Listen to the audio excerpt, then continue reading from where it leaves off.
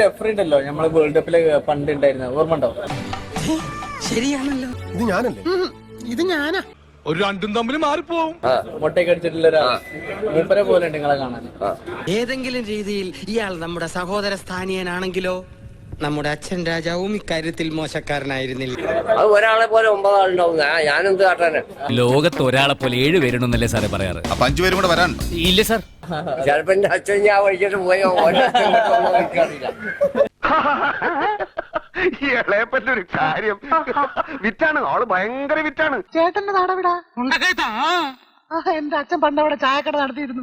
ചിലപ്പോ എന്റെ അച്ഛൻ ഞാൻ വഴിച്ചിട്ട് പോയോ എനിക്കറിയില്ല. എന്തായിരുന്നു സിദ്ധന്റെ അച്ഛന്റെ ജോലി? എന്റെ അച്ഛൻ ഒരു ദേശാടന പ്രിയനായിരുന്നു.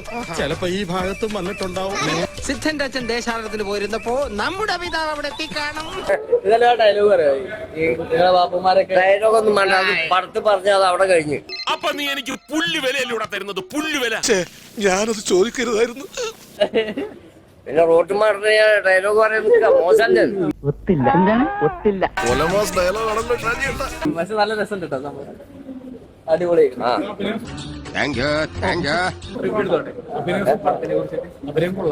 നീ എവിടെന്നാണ് വന്ന മരഭൂതമേ? ഞാനധികം ഇവിടെ തന്നെ അല്ലേ. ഇതൊരു ഗസ്റ്റ് ഹൗസ്, ചിന്ന വീട്. ഇനി ഞാൻ ഇവിടെ നിന്ന് ഡയലോഗ് പറഞ്ഞ് കരഞ്ഞു. അതുകൊണ്ട് ഞങ്ങൾ ഞങ്ങളുടെ കൂട്ടക്കരച്ചിലിന് പോട്ടെ. എല്ലാരും ഇങ്ങോട്ട് പൊങ്ങി.